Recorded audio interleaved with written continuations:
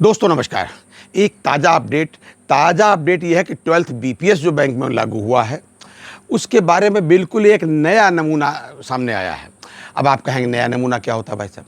12th BPS सब लोग जानते हैं, कम से कम हिंदुस्तान भर के सब लोग जानते हैं कि ये 1 नवंबर 2022 से लागू हुआ।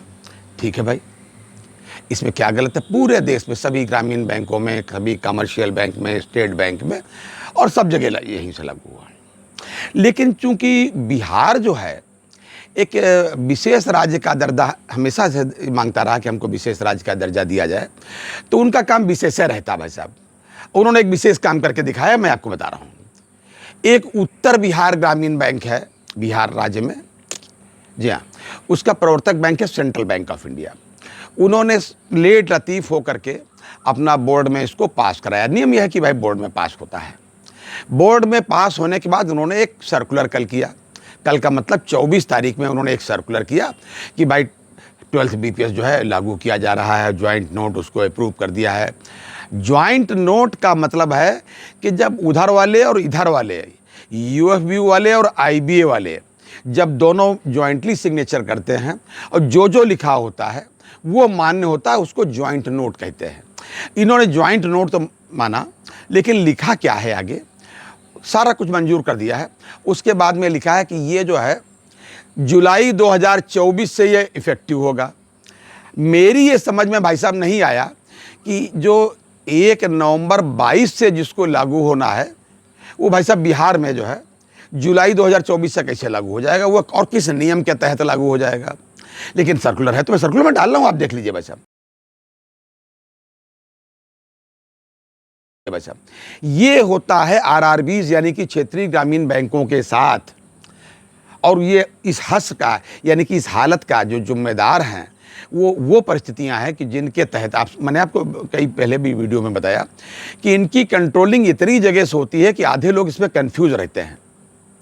नाबार्ड से अलग कंट्रोलिंग, डीआईएफ की अलग कंट्रोलिंग, प्रवर्तक बैंक की अलग कंट्रोलिंग, स्टेट गवर्नमेंट की अलग कंट्रोलिंग, सेंट्रल गवर्नमेंट, मतलब समझ में नहीं आता कहाँ से इनके कंट्रोल होगा। अरे भाई, भारत सरकार की बैंक है। बाकी बैंकें फिर भी कभी प्राइवेट थी, बाद में नेशनलाइजेशन के तहत जो है हो गई थी, राष्ट्रीयकृत हो गई थी। लेकिन ये तो पैदाइशी भैया सरकारी बैंक है। इसमें तो सरकार के जितने नियम है, डीएफएस के जितने, आईबीए के जितने रूल हैं, सब एक साथ लगने चाहिए।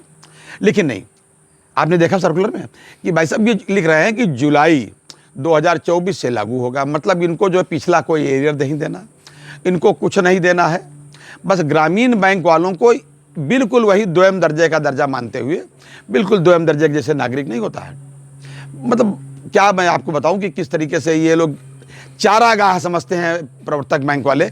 कुछ बैंक वाले ऐसा कहते हैं, मैं ऐसा नहीं कह रहा, लेकिन कुछ जो इनके यूनियन लीडर्स हैं उनका मानना है। उन्होंने मुझसे आज बात की और कहा, बताया कि साहब इन लोग इस तरीके से करते हैं। अब इसके लिए हम लोग 10 जगह लड़े भिड़ें, जाकर के 10 जगह लड़ने भिड़ने का मतलब अपने अधिकारों की लड़ाई।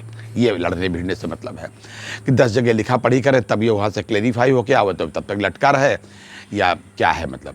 ये हो रहा है ग्रामीण बैंकों के साथ।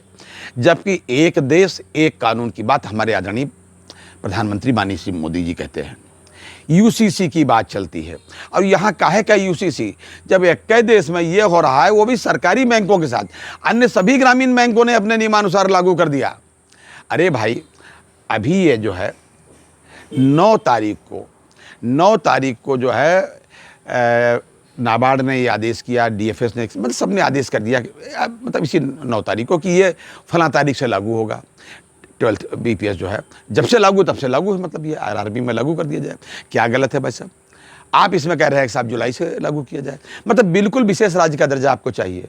अब वो भी ऐसा, ये भी नहीं कि आपको एक्स्ट्रा बेनिफिट दे रहे हो कर्मचारियों को जो दिन रात अपनी मेहनत से जो है इकनॉमी के विकास के लिए लगे हुए हैं, कृषि विकास के लिए लगे हुए हैं, ग्रामीण विकास के लिए लगे हुए हैं, सरकारी योजनाओं को लागू करने के लिए लगे हुए हैं। माननीय प्रधानमंत्री की जितनी भी नीतियां हैं, जो भी नियम वो बनाते हैं, उनको लागू करने के लिए प्रण प्राण से जो लोग लगे हुए हैं, आप उनको ये दे रहे हो कि जो चीज़ नवंबर 2022 से मिलनी चाहिए वो उनको जुलाई 24 से दे रहे हैं। ये तो भाई उचित नहीं है।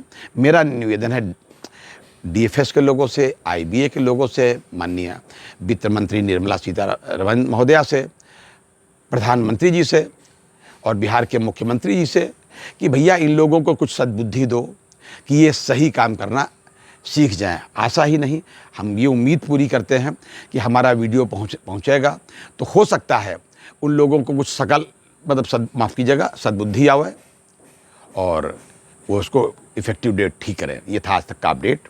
अगली बार अन्य अपडेट के साथ, तब तक अपना ध्यान रखिए। जय हिंद, जय भारत, नमस्कार।